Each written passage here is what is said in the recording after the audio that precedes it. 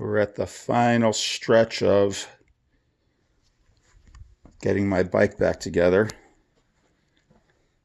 I've already laced up the rear. I had spokes that were too long, so I decided to do a snowflake pattern or a spoke twist pattern.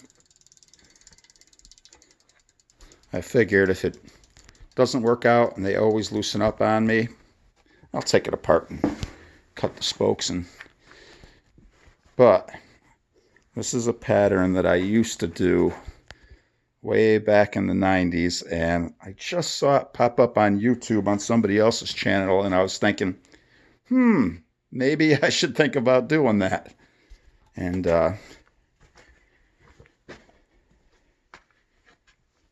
if I end up hating it, I will change it up. And I got the single speed set up.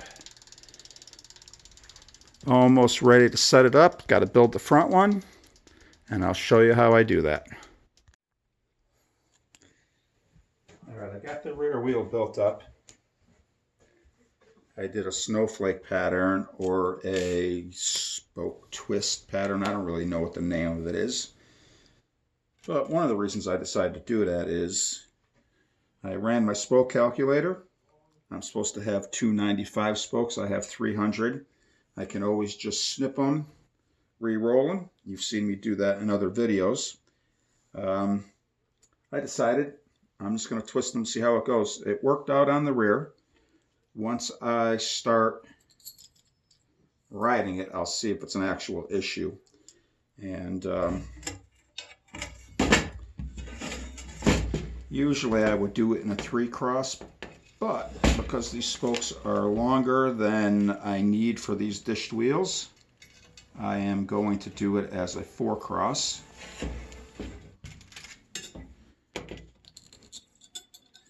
The more crosses are usually better for torque, not side-to-side flex. We'll see how that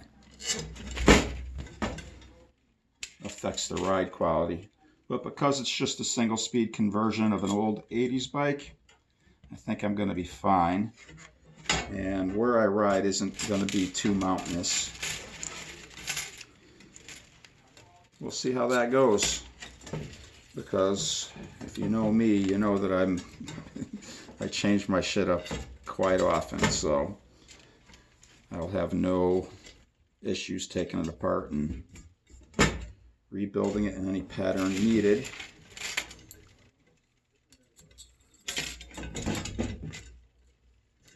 And now we'll probably hit you into a time lapse because this is long and tedious. And once I start twisting the spokes, then I will slow it down for you.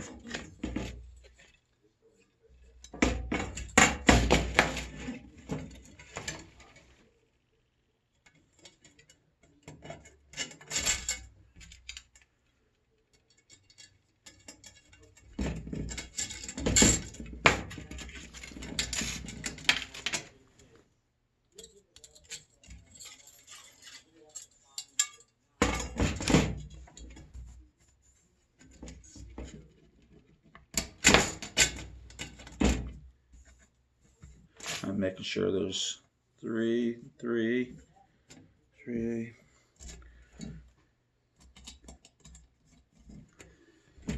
Gotta have the spacing right.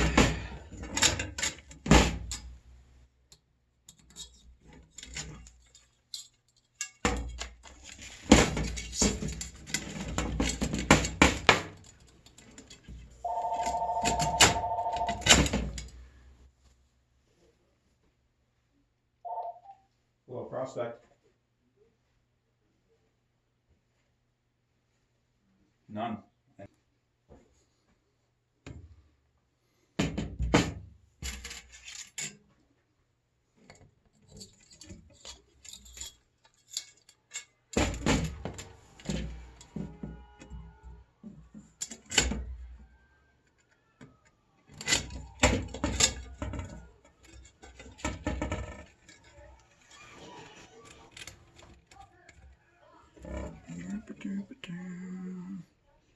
So now I find the spoke hole. I'm just going to twist it that way. That way the cross doesn't go across the spoke hole, if that's even showing.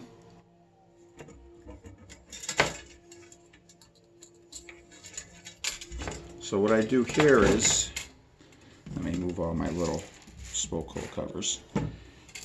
You count over the crosses. So this would be the first spoke.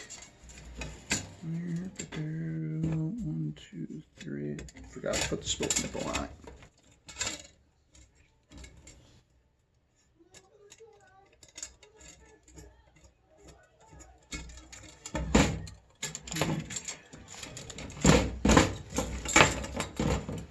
So we've got 1 cross here, 2, 3, and it needs to come over here to make it 4. So it would end up being right there, but I need to put a twist in it. 1, 2, 3, 4. So I just wrap it around like that. Bring it over and put it into there. And right now it looks really bad and really sloppy, but once it's all together and tensioned, it looks better, because you have to remember these spokes aren't necessarily meant to be twisted.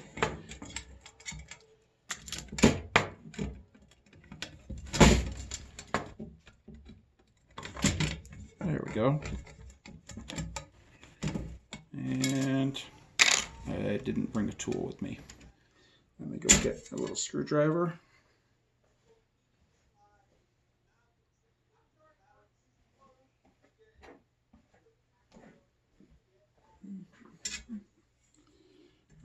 One, two, three, 4.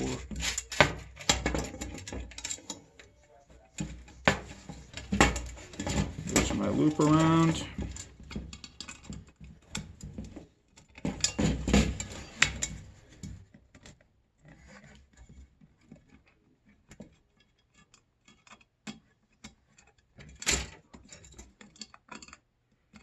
Way easier to do when you're not making a video.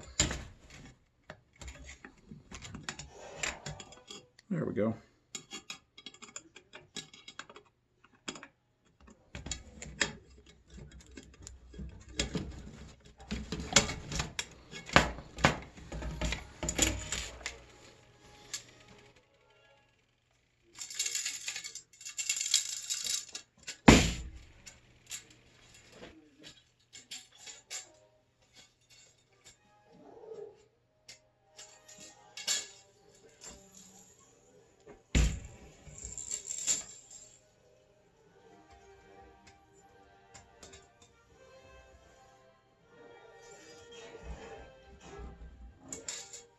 There we go.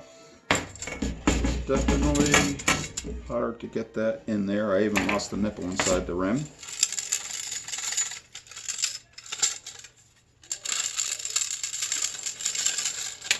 There she is. Now that I have that there and in, the rest should be easier. I guess I get it here.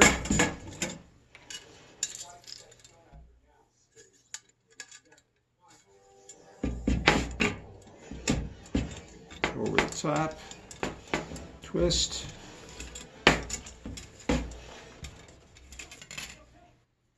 Because of the deep V, I just can't reach my fingers in and get it. At least while not being on the camera. So I do that little trick.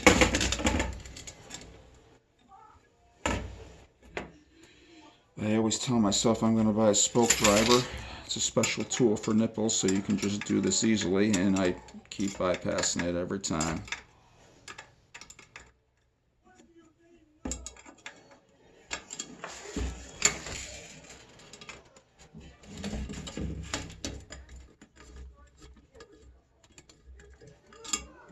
There we go.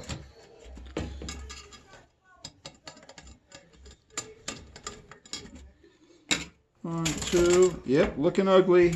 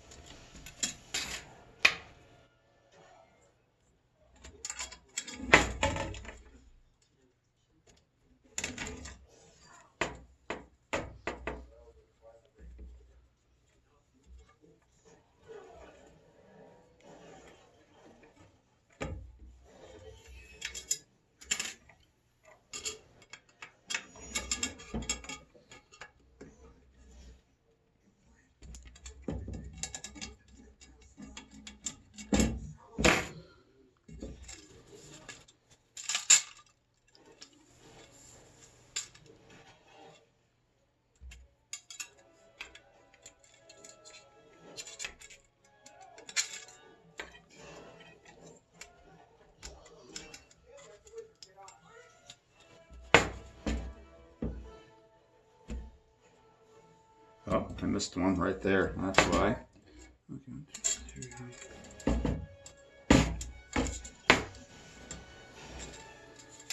Let's go back and get that one.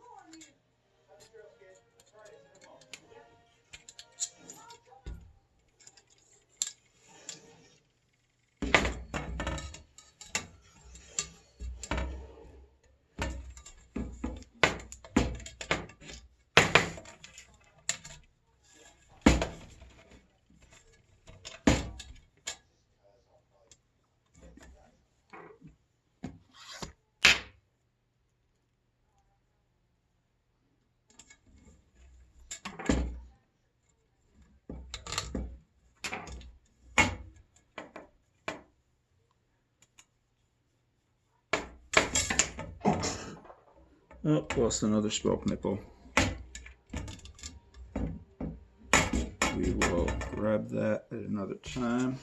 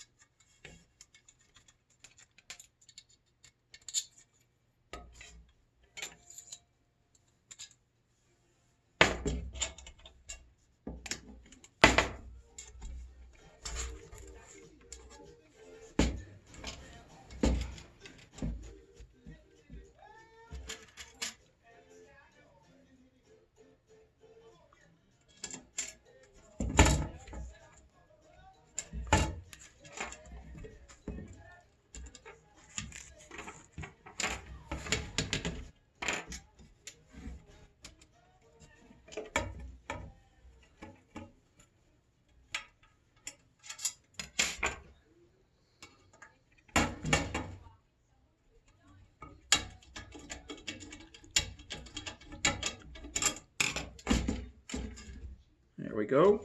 Looks like one more for the side. And then we go on to the other side. One right there.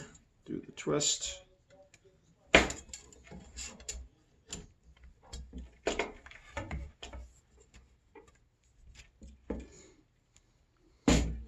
have been putting a little twist just to help me get the spoke in. I even tried a spoke once with a double twist. That did not work out well. This is just one single twist around.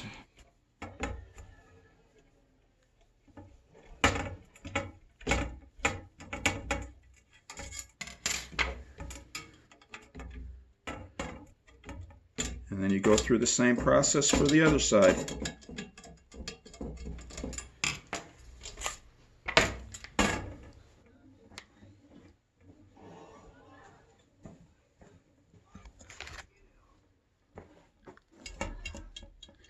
Oh yeah, that's funky. Now we'll double up the other side and tension it up.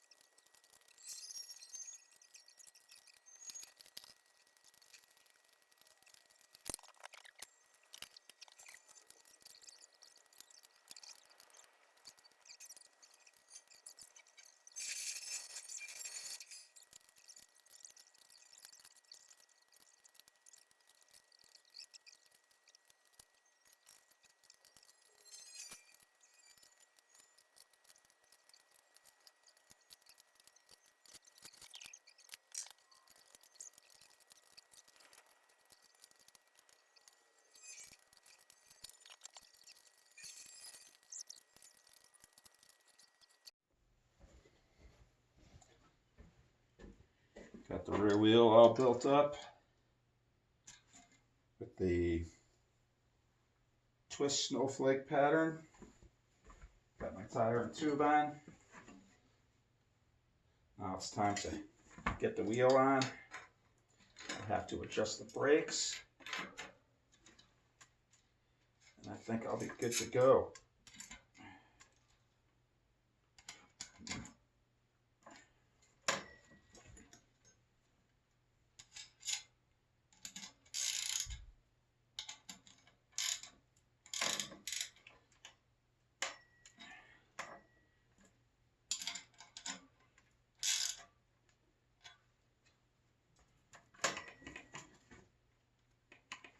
Get some Allen wrenches. I can never locate them.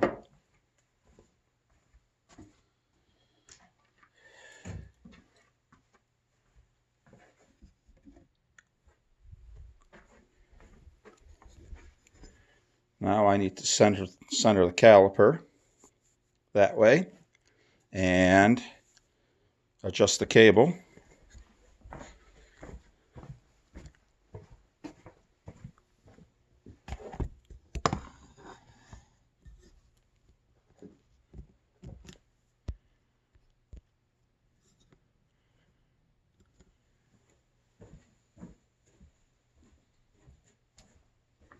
And of course, adjust the brake pads. First, I'll get the the caliper centered. There's a slot here if you have a brake wrench, which I don't have, so I'm just going to twist it by hand and play with the angle until I get them to both move equally. And then lock the back bolt down.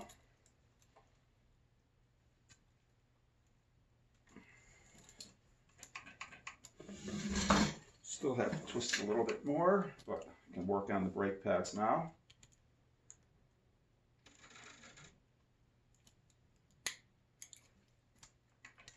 When you adjust the pad, you make sure that it's not going to ride up onto the tire.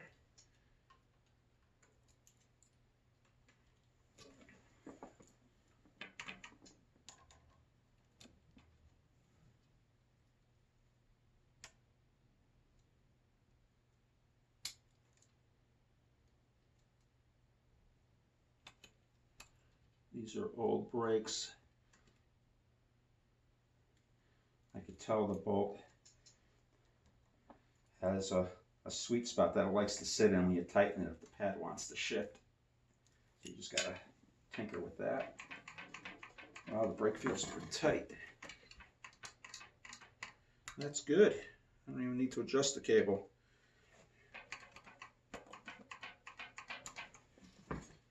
And we'll make sure that this is tight. Check the back pads.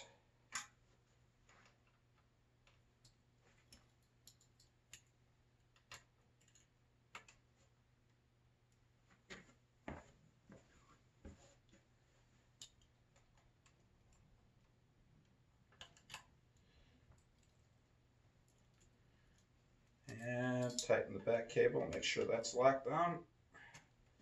Make sure this cable's locked down. All right, now I can pull it down and take a closer look and maybe do a little bit of fine tuning. Time to give it a quick once over. The stem is definitely crooked.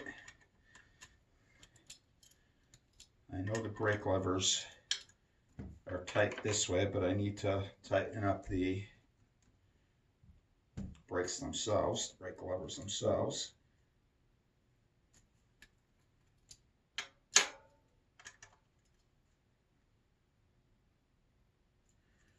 And doing it this direction is always tougher than getting over it.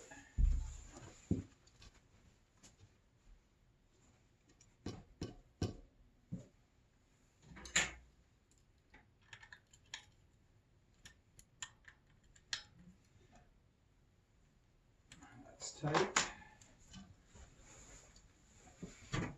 Definitely have to adjust the seat.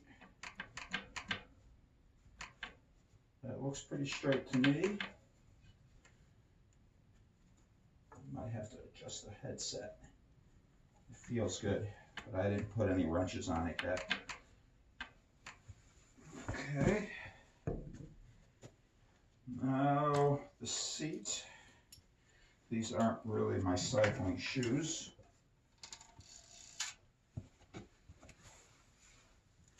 I like to get the crank arm the same angle as the seat tube, and I like to stick my heel on it, and I'm really having to reach to get my heel down, so I need to come down another 1/4 inch or so.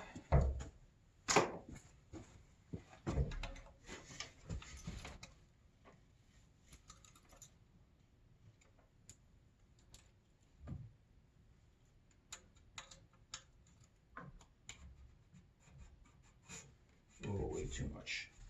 Let's try that. That may be a little bit more than a 1/4 inch. Let's see what we got.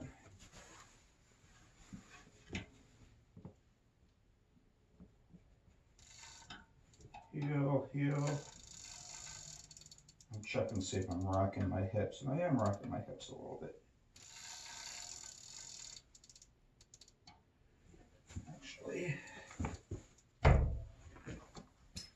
come down just a hair more.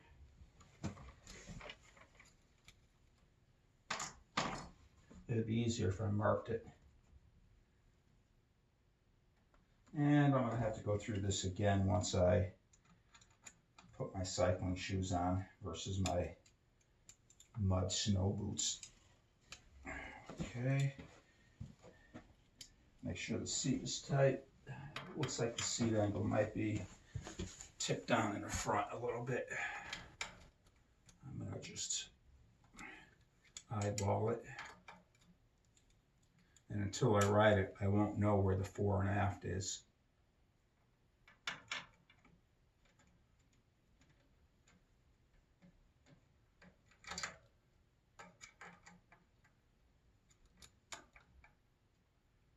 Let's try that.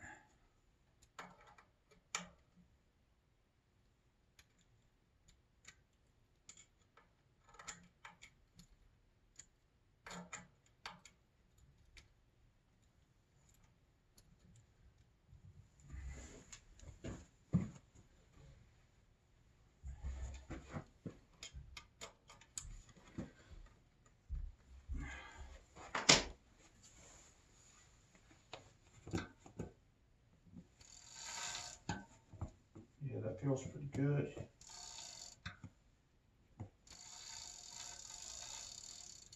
When you put your heels there, when your foot comes all the way down, your leg's extended. And then once you put your balls of your foot, now you should have a good amount of bend in your knee. All right, we can adjust these brake levers out this way a bit.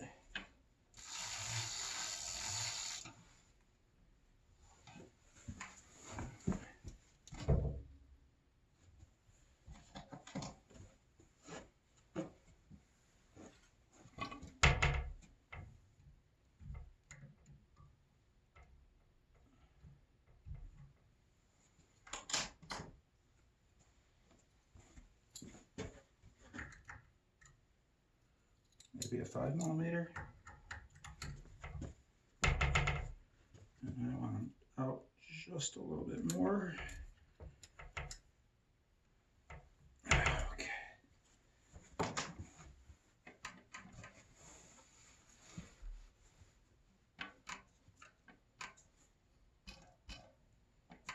Yeah, I think that's pretty good.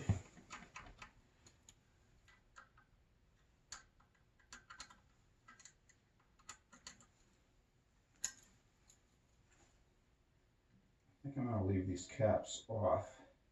I don't really see a need for them to be there other than cosmetics.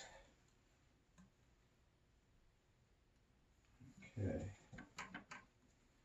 This one comes in a little bit.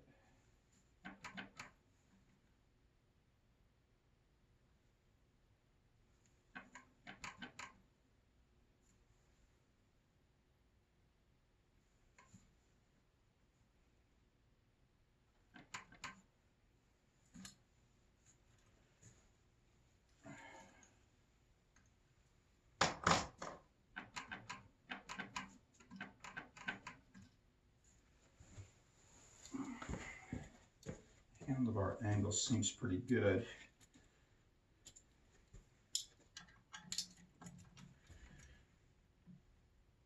Okay, that's good and tight.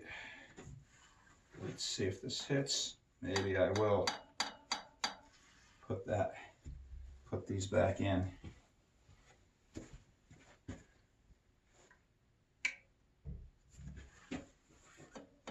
Yeah, maybe that's what they're for.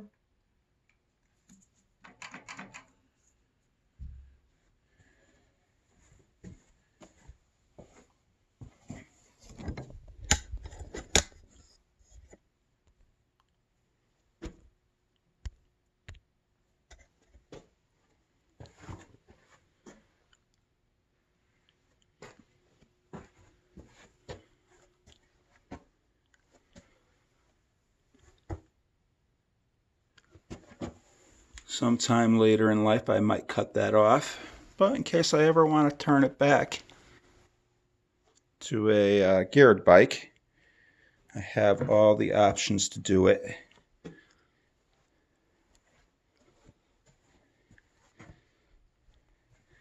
The hubs are some Amazon,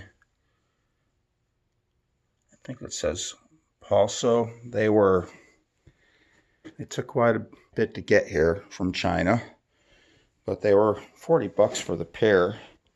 The rims I had, they came off the Fuji, and the saddle came with the bike.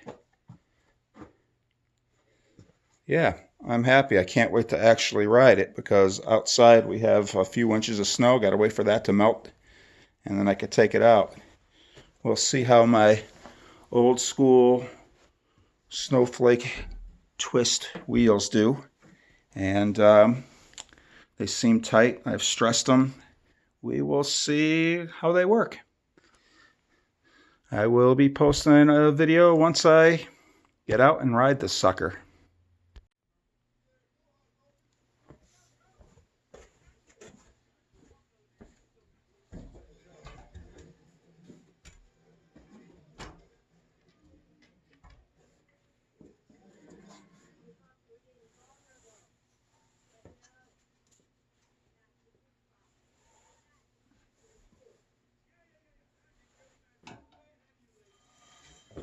There we go.